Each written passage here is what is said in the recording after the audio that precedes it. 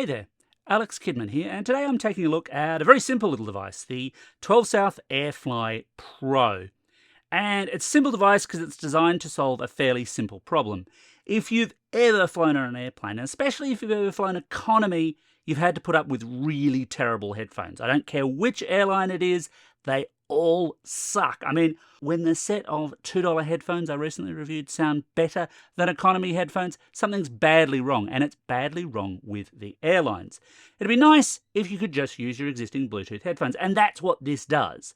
It's an intermediary device. There's just a 3.5mm plug, which just goes straight into the airline's in-flight entertainment system plug, and you connect up that way. Fairly simple. So what makes it Pro? Because there are other AirFly options out there from 12 South. Well, the Pro model has a couple of extra features. So there's a switch here, TX-RX, for transmitting and receiving. So you can actually use this to send audio as well. So if you had, for example, a speaker system that didn't have Bluetooth, but had a standard line-in headphone jack style arrangement, yeah, it could work from that. You also get a few other extra things in the box. So you get one of these airline travel adapters. Obviously handy if you are in one of those older planes that's got that weird dual plug style that I don't think exists anywhere but in planes. Does anyone know anywhere where this exists beyond airplane seats?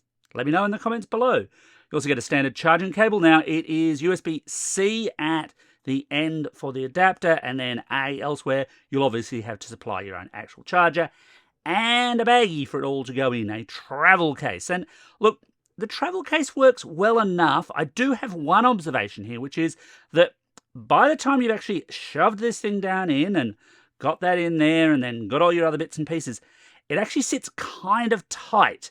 And what I've found sometimes is that I've actually had to shake it a bit, like trying to get this international adapter out right now. I had to shake it a bit and wobble it around. Now, this is fine right now. I'm sitting at my desk. But if I was on a plane, I'm crowded, I'm cramped, I'm shaking this thing around, that goes down beneath my seat, I'm in real trouble. So maybe that's a very small problem to have, but it's a problem nonetheless. The setup for the AirFly Pro is quite simple. 12 South being very Apple-focused, talk about AirPods, but actually any set of Bluetooth headphones that do standard pairing will work with this. You basically just hold the button down for a couple of seconds, and it's meant to blink in orange and white according to the manual. I did have a little problem here. It confused me a little bit when I was first setting it up. This particular one tends to flash just orange and then off. And you might think, well, that's a pedantic difference, Alex. What's the point? What point are you making? Here's the thing. Orange and off means something slightly different. It basically means, hey, the battery's getting a bit low. That threw me for a while. It does still pair. And it'll even dual pair, which is nice. You just double tap it once you've paired an initial set of headphones, and you can pair a secondary set. There are some quirks here though, because there's none of that business of having to input codes on things or anything like that. It just basically accepts Bluetooth connections. As such, it's a good idea to disable Bluetooth on phones or laptops or anything else that those particular sets of buds have been paired to previously, because otherwise they're just going to connect to that even in pairing mode. It can also take a little bit of time for it to actually get that connection up and running.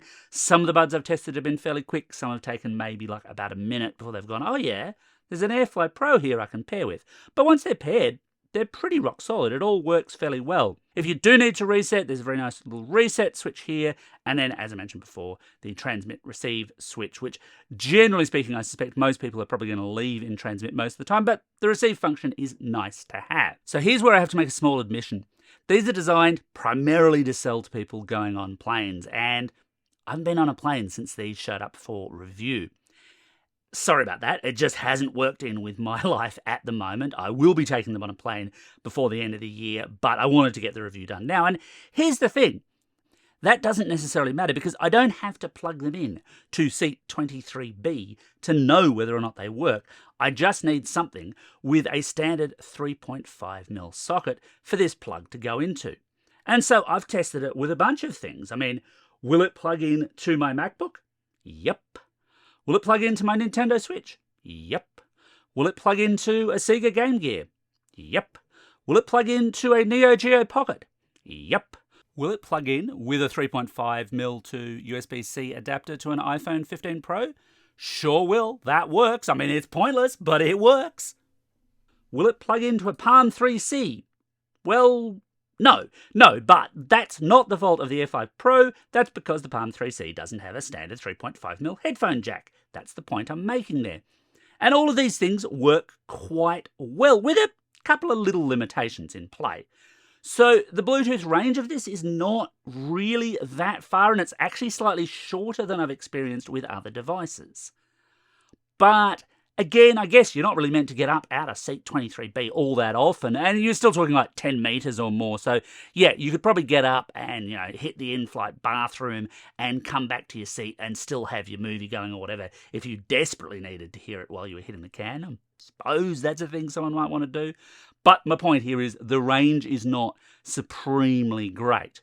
Battery life is pretty decent, so 12 South rate it for up to 25 hours. And the honest truth here is there's not that many sets of headphones that will do 25 hours anyway. I mean, within the Apple ecosystem, yeah, the Max headphones will do 20, but that's not 25. Most other buds will do, sort of between 4 to 8-ish, and then you've got to recharge them. And look, I still like having that much battery life because being an Australian, we are a long distance from everywhere. Basically, getting anywhere is 10 hours minimum. I hear this from kind of Europeans and Americans all the time. Oh, I had to take a 3-hour flight. It was so long. And, in Australia, that's barely down the road, people. So long battery life on this thing is a good thing. And look, it does mostly live up to it. But for things like, for example, AirPods, you're going to be recharging them in their case. You're going to be taking a break from this every once in a while. That's probably a healthy thing anyway. So would I recommend these? Well, yes, with a couple of caveats. For a start, these are the AirFly Pro, and 12 South do have cheaper units, and one of the curious things is that the AirFly SE, which is a fair bit cheaper than this, still does dual pairing, still does reasonably long battery life, not quite as long. You don't get the airline adapter in the case, and you don't get the transmit function, but it has a volume control on the actual unit. This does not have that. I don't know why it's not there. It feels weird to me that a Pro unit wouldn't have that. But beyond that, I think this is a really nice flexible unit that does what it needs to do very well indeed. And it is recommended. I've got a link to buy them in the description below. If you've got any questions, hit me up. And otherwise, thanks for watching, and don't forget to hit like and subscribe.